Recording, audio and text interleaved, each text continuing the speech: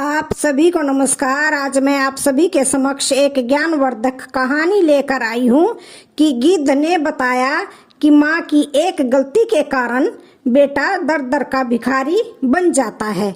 तो श्रवण करते हैं ये कहानी। बहुत समय पहले की बात है। एक घने जंगल में एक गिद्ध का परिवार रहता था। गिद्ध के परिवार में उसके दो छोटे छोटे बच्चे भी थे। गिद्ध का परिवार बड़ा ही सुकून से अपनी जिंदगी बिता रहा था। तभी एक दिन गिद्ध अपनी पत्नी से कहता है कि हे गिद्धनी, मुझे अपने बच्चों के भविष्य को लेकर बहुत बड़ी चिंता हो रही है। तब गिद्धनी कहती है, पिया जी, चिंता किस बात की? बच्चे हैं और बच्चे तो सभी के होते हैं, मनुष्यों के भी बच्चे होते हैं। कुछ दिन में बड़े हो जाएंगे और अपने दाना पानी की व्यवस्था अपने आप करने लग जाएंगे, और जब हम बूढ़े हो जाएंगे तो हमारी भी सेवा करेंगे, हमारे बुढ़ापे का सहारा ही बनेंगे। इसमें चिंता की क्या बात है? तब गिद्ध कहता है कि हे गिद्धनी, तुम्हें ऐसे समझ में नहीं आएगा। मैं तुम्हें एक कहानी सुनाता हूँ, तब तुम्हें समझ में आएगा कि माँ बाप की एक गलती के कारण बच्चा दर दर का भिखारी बन जाता है और सदा ही अपने माँ बाप को कोसता रहता है। इसमें माँ बाप की ही गलती होती है। सभी माँ बाप को यह कहानी जरूर सुननी चाहिए। तुम कहानी बड़े ही ध्यान से सुनना। तब गिद्ध कहानी सुनाने लगता है और कहता है, बहुत पुराने समय की बात है। एक महान विद्वान ब्राह्मण थे जिनका नाम आचार्य नामदेव था। आचार्य के परिवार में सिर्फ वह, उसकी पत्नी और उनका एक छोटा बेटा था। आचार्य का अधिकांश समय अध्ययन और लेखन में ही व्यतीत होता था। उन्होंने कई महत्वपूर्ण पुस्तकें और ग्रंथों की भी रचना की थी, परंतु अपने लेखन और ज्ञान में इतने व्यस्त रहते थे कि अपने इकलौते पुत्र श्रवण पर ध्यान देने का समय ही नहीं मिल पाता था। एक दिन आचार्य की पत्नी ने उनसे कहा, क्या आपको अपने इकलौते पुत्र से कोई प्रेम नहीं है?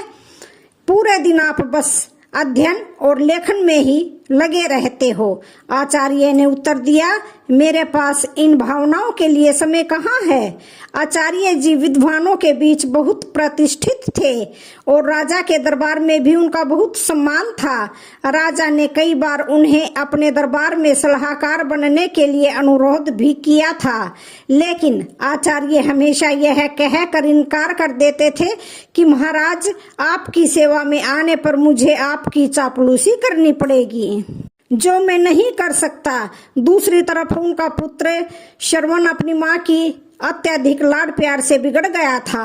वह पाठशाला जाने की बजाय आवारा किस्म के लड़कों के साथ समय बिताने लगा। आचार्य जी अपने लेखन और अध्ययन में इतने व्यस्त रहते थे कि उन्हें अपने पुत्र की हरकतों का पता नहीं चलता था। श्रवण ने जुआ खेलना शुरू कर दिया और समय के साथ शराब भी पीने लगा। उसकी संगत कुछ चोर उचक्कों जैसे युवकों के साथ हो गई थी।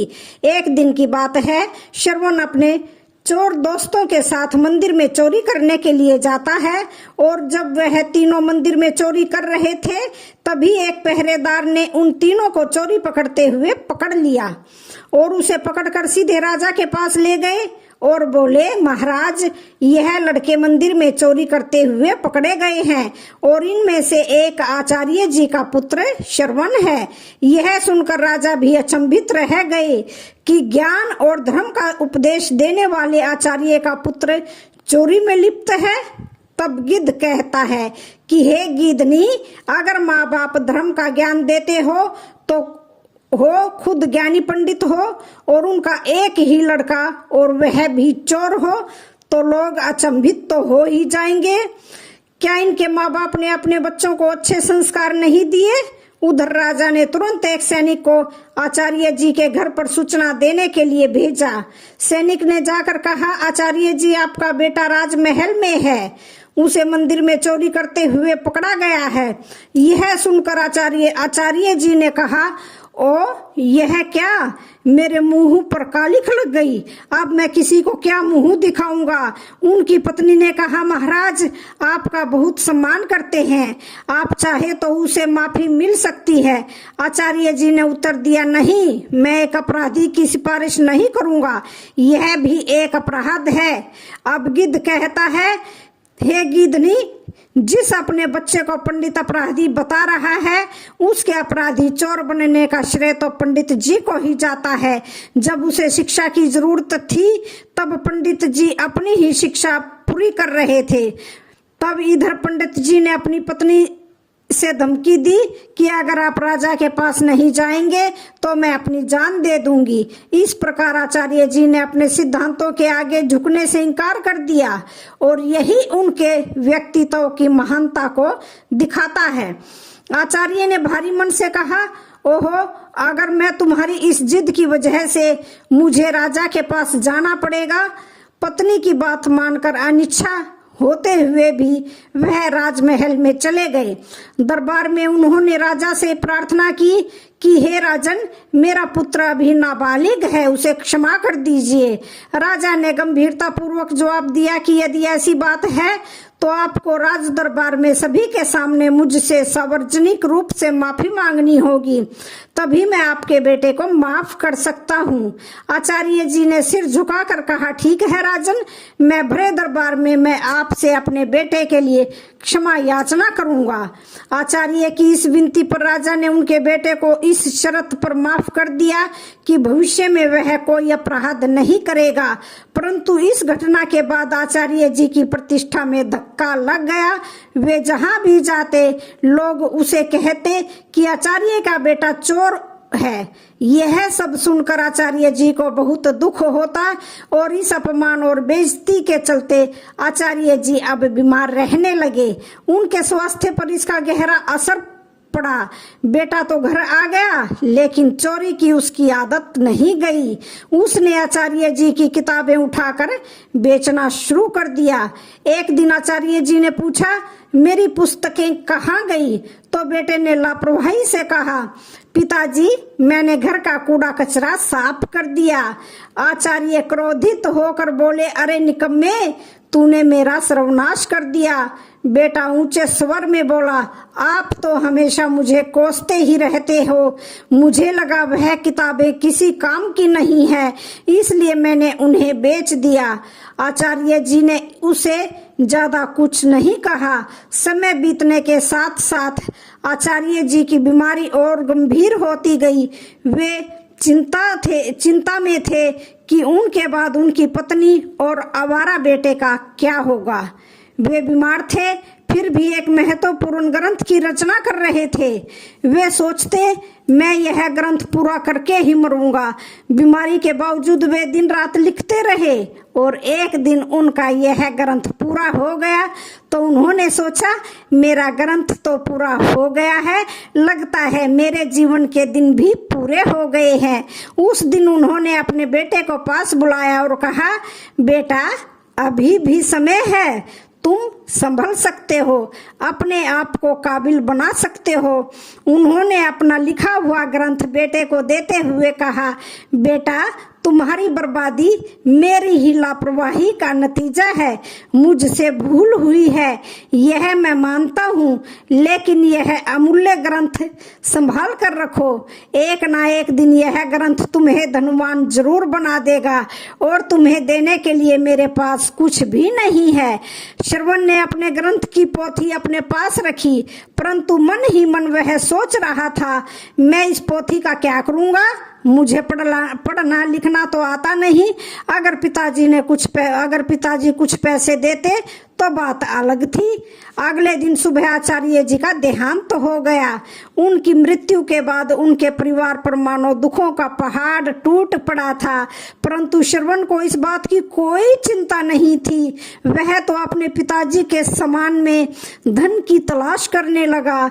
श्रवण सोच रहा था, पिताजी ने मेरे लिए एक कौड़ी भी नहीं छोड़ी। श्रवण निराश होकर बैठ गया। कुछ समय और बीता तो माँ बेटे की हालत इतनी खराब हो गई कि खाने के भी लाले पड़ने लगे। एक दिन माँ ने तंग आकर बेटे से कहा, बेटा, कुछ काम धंधा करके लाओ, नहीं तो हम भूखे मर जाएंगे। श्रवण ने उदास मन से जवाब दिया, माँ मुझ जैसे अनपढ़ और बदमाश को कौन काम देगा। यह सुनकर माँ ने सोचा, क्यों ना मैं राजा के पास जाऊं, मेरे पति का राजा बहुत सम्मान करते थे, शायद वे हमारी मदद कर दें। यह सोचकर वह राज दरबार में जाती है और राजा से प्रार्थना करती है कि महाराज हम भूखे मर रहे हैं, हमारी मदद कीजिए। राजा ने ऊंचे स्वर में कहा, क्या मदद? तुम्हारे पति को मैंने बहुत बार सलाहकार बनने के लिए अनुरोध किया था, लेकिन आचार्य हमेशा यह कहकर इनकार कर देते थे कि महाराज आपकी सेवा में आने पर मुझे आपकी चापलूसी करनी पड़ेगी, जो मैं नहीं कर सकता हूँ। राजा ने कहा, तुम्हारा बेटा अब कमाने लायक है, मैं तुम्हारी कोई मदद नहीं कर सकता। निराश होकर माँ घर लौट आई। घर पहुंचकर श्रवण ने माँ को अपने ही पिता की दी हुई पोथी दिखाते हुए पूछा, माँ पिताजी ने यह पोथी मुझे क्यों दी थी? माँ ने दुखी स्वर में कहा, बेटा यह तेरे पिता के ज्ञान की आखिरी निशानी है। श्रवण ने उस पोथी को पढ़ने की कोशिश की, पर वह उसके लिए काला अक्षर भैंस बराबर थी। कुछ सोचकर वह अपने पड़ोस के रामू काका के पास गया और बोला, काका आप तो पढ़े लिखे हैं, क्या आप मुझे इस पोथी का मतलब बता सकते हैं? काका ने पोथी खोलकर देखी और बोले, इसमें तो बहुत कठिन श्लोक लिखे हैं, इनका अर्थ तो कोई महापंडित ही बता सकता है। श्रवण निराश होकर वापस लौट आया। उसने कई जगह काम ढूंढने की कोशिश की, पर वह अपनी बुरी छवि के कारण किसी ने उसे काम पर रखने से इनकार कर दिया। वह जहां भी जाता लोग उसे दुत्कार कर भगा देते थे। इस बीच उसकी माँ भूख और बीमारी से कमजोर होती चली गई।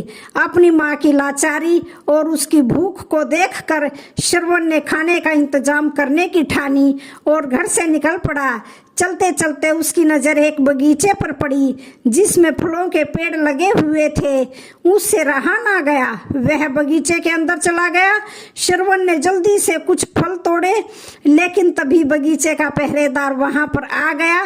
सहयोग से वह एक बार फिर श्रवण को पकड़कर महाराज के सामने पेश कर दिया गया।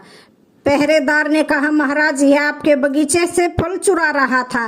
राजा ने गुस्से में कहा, अरे तुम्हारी अब तक आंखें नहीं खुली, तुमने फिर से चोरी की। श्रवण गिड़गिड़ा कर बोला, महाराज मैं कई दिनों से भूखा हूँ। राजा ने कड़क आवाज में कहा, चुप हो जाओ, अगर तुम आचार्य के पुत्र ना होते तो मैं तुम्हें सूली पर चढ़ा देता। तुम्हारी यही सजा है कि तुम तुरंत मेरा राज्य छोड़ दो। वह बेचारा कह भी नहीं पाया कि वह भूख से लाचार है। राज्य से निकल जाने की सजा पाकर अब बेचारा श्रवण घर लौटा तो उसकी माँ की मृत्यु हो चुकी थी, क्योंकि कई दिनों से उसने कुछ नहीं खाया था और उसे हमेशा इस बात की चिंता सताती रहती कि मेरे जाने के बाद मेरे बेटे का क्या होगा। अब गिद्ध आगे कहता है कि हे गिद्धनी, वह आचार्य अगर अपने बेटे को शिक्षित कर दिए होते तो वह कुछ काम करने लायक हो जाता और कुछ धन कमा लेता, जिससे वह और उसकी माँ को कुछ खाने को मिल जाता। लेकिन आचार्य की एक गलती ने श्रवण की माँ को श्रवण से दूर कर दिया। श्रवण दुखी मन से अपनी माँ का अंतिम संस्कार किया और राज्य छोड़ने का निश्चय कर लिया। श्रवण ने अपने पिता की दी हुई पोथी को संभाल कर एक थैले में डाल लिया और राज्य छोड़कर चला गया। श्रवण चलते चलते एक घने जंगल में पहुंच गया और उसने सोचा कि यहाँ पर फल फूल खाकर मैं गुजारा करूंगा। वह एक पेड़ के नीचे बैठ गया और अपने पिता की पोथी को खोलकर फिर से पढ़ने की कोशिश करने लगा। शायद इसमें छिपे ज्ञान से मेरे दुखों का अंत हो जाए। बेचैनी में वह पोथी के पन्ने पलट रहा था, लेकिन उसे कुछ समझ नहीं आ रहा था। उसने सोचा कि काश मैं पढ़ पाता।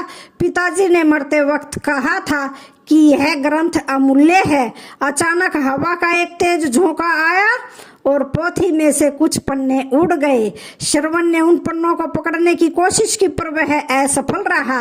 वह सोचने लगा, पता नहीं कितने पन्ने उड़ गए हैं। उसने पोथी को वापस बंद किया और आराम करने के लिए पेड़ के नीचे सो गया। उसी जंगल में एक युवराज शिकार खेलने के लिए भटक रहा था। हवा में उड़ता हुआ पोथी का एक पन्ना उसके हाथ लगा। उसने उसे देखा और पढ़ने लगा। किसी ने सुंदर हस्तलिपि में संस्कृत में श्लोक लिखा है, किंतु मैं संस्कृत नहीं जानता। कुछ सोचकर युवक ने वह पन्ना अपनी जेब में रख लिया और शिकार की तलाश में आगे बढ़ गया। तभी उसकी नजर एक हिरन पर पड़ी और वह उसका पीछा करने लगा। हिरन अपनी जान बचाने के लिए एक प्राचीन मंदिर की दिशा में भागा और युवराज उस प्राचीन मंदिर में दाखिल हो गया। जंगल के बीच में यह एक प्राचीन मंदिर था जहां कुछ वनवासी पूजा कर रहे थे। उनका पुजारी कह रहा था कि भाइयों, देवी को प्रसन्न करने के लिए हमें नौजवान युवक की बलि देनी होगी। तभी युवराज ने मंदिर में प्रवेश किया। वनवासियों ने उसे देखा और बोले, पुजारी जी, संयोग की बात है, युवक भी आ गया, क्यों ना इसकी बलि दे दी जाए। यह सुनकर युवराज सोच में पड़ गया, अगर मैंने इन्हें अपना असली परिचय दे दिया तो यह मुझे अवश्य ही बलि पर चढ़ा देंगे, क्योंकि यह शत्रु देश के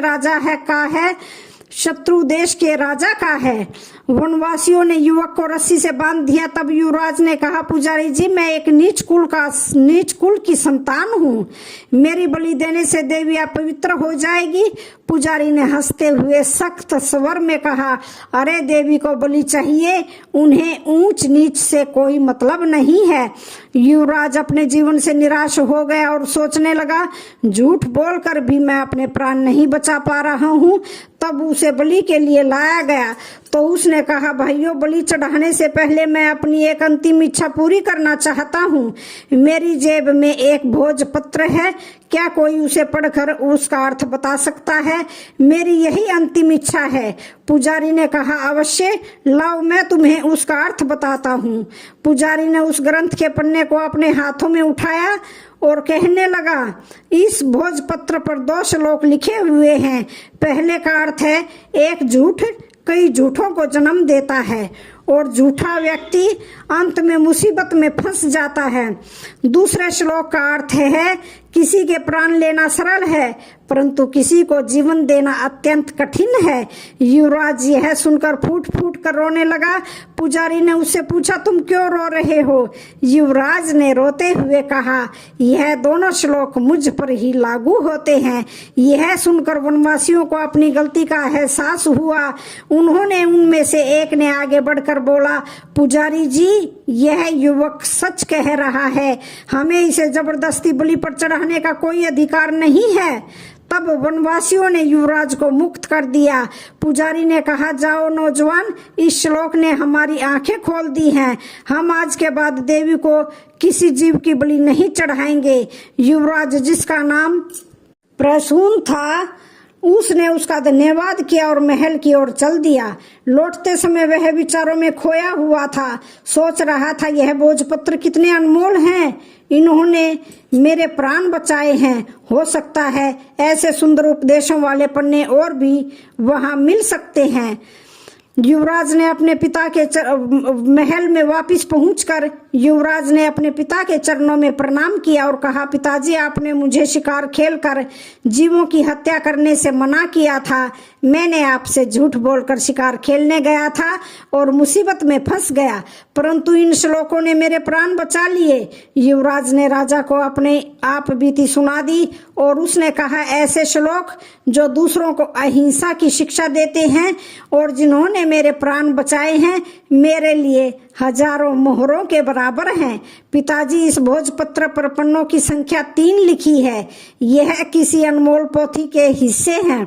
राजा ने यह सुनकर अपने कुछ सैनिकों को बुलाया और उन्हें भोजपत्र दिखाते हुए आदेश दिया, जो भी ऐसे श्लोकों से सजे भोजपत्र खोज कर लाएगा, उसे ऊंचा पद और पुरस्कार भी दिया जाएगा। दूसरी ओर आचार्य जी का बेटा श्रवण महीनों जंगलों में भटकता रहा। भटकते भटकते वह राजा भानु राजा के प्रताप में आ पहुंचा। नगर में आकर भी उसने कई लोगों से सहायता मांगी, परंतु हर कोई उसे दुत्कार देता था, क्योंकि इतने दिनों में से भटकते भटकते श्रवण एक भिखारी जैसा दिखने लगा था। एक दिन की बात है, भूखा प्यासा श्रवण राजमहल की तरफ से निकल रहा था और उसे जोर की भूख लग रही थी। वह सोचने लगा कि अब भूख के मारे उसकी जान निकली जा रही है। तभी अचानक राजमहल की रसोई से खाने की महक उसके नाक में आ गई। अनायास ही वह उस मोह सुगंध की ओर खींचता चला गया और सीधा रसोई घर में जा पहुंचा। वहां जाकर उसने रसोइये से कहा, भाई मुझे 2 रोटी दे दो, बहुत भूखा हूं। रसोइये ने उसे दुत्कारते हुए कहा, जा भाग यहां से। लेकिन श्रवण की भूख इतनी बढ़ चुकी थी कि उसे सहन नहीं हो रही थी। उसने मौके का फायदा उठाकर रसोइये से नजरें बचाई और 2-3 रोटियां उठाकर अपने थैले में डाल ली। दुर्भाग्य से रसोइये की नजर उस पर पड़ गई। उसने श्रवण का हाथ पकड़ लिया और गुस्से में बोला, अरे रोटी चोर, चल तुझे महाराज के सामने ले चलता हूँ। श्रवण भूख के कारण चल भी नहीं पा रहा था और रसोइया उसे खींचता हुआ महाराज के पास ले गया और बोला, महाराज जी, यह भिखारी लड़का राजमहल की रसोई में घुस आया और यहाँ से रोटियां चुराई हैं जो इसके थैले में है। महाराज ने सिपाहियों को आदेश दिया, इस भिखारी के थैले को उल्टा कर दिया जाए। एक सिपाही आगे बढ़ा और श्रवण का थैला छीना और उसे उल्टा कर दिया। थैले से रोटियों के साथ साथ वह ग्रंथ भी निकल आया जो श्रवण के पिता ने लिखा था। उसी समय युवराज भी वहां से गुजर रहे थे तो ग्रंथ को देखते ही युवराज की आंखें चमक उठी। उसने तुरंत ग्रंथ को उठा लिया और खुशी से चिल्ला उठा, अरे यह तो वही अनमोल पोथी है जिसकी हमें महीनों से तलाश थी। फिर युवराज ने श्रवण की ओर देखा और आदरपूर्वक अपने सिपाही से कहा, इस धनवान लड़के को सम्मान से बिठाया जाए। फिर उस लड़के को एक सिंहासन पर बिठाया गया। फिर युवराज से पूछा, भाई तुम्हारा नाम क्या है? लड़के ने कहा कि मेरा नाम श्रवण है।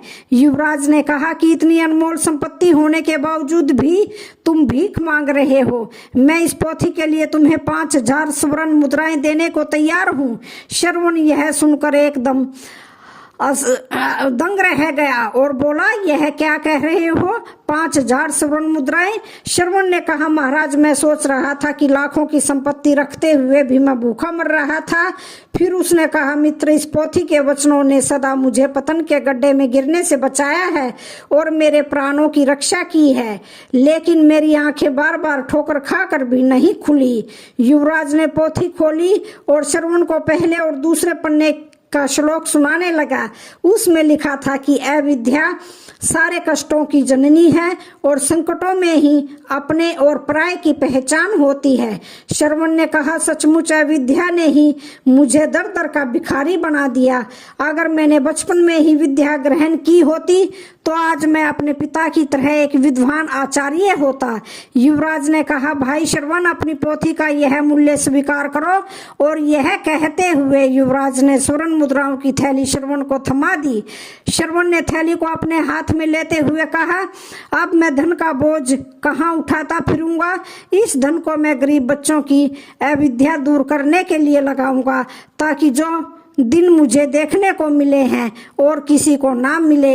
युवराज ने कहा, मित्र, तुम एक भिखारी नहीं रहे, तुम तो अब महान धनवान हो गए हो। श्रवण सोच रहा था, काश यह समझ मुझे बचपन में ही आ गई होती तो शायद मेरे माता पिता आज यहाँ उसके साथ होते। इसके बाद श्रवण ने वह धन ग्रहण किया और उसने उस धन से गरीब बच्चों के लिए एक एक पाठशाला बनवाई और खुद भी विद्या प्राप्त करने लगा। अब गीध आगे कहता है कि ये गीधनी, देखा तुमने एक पिता ही अपने बच्चे के प्रति लापरवाही कितनी भारी पड़ सकती है। इसलिए हर माँ बाप को अपने बच्चों को सही मार्ग और शिक्षा, अपनी देख रेख में उनका लालन पालन जरूर करना चाहिए। तो आज की वीडियो का यहीं पर समापन होता है। वीडियो अच्छी लगे तो चैनल को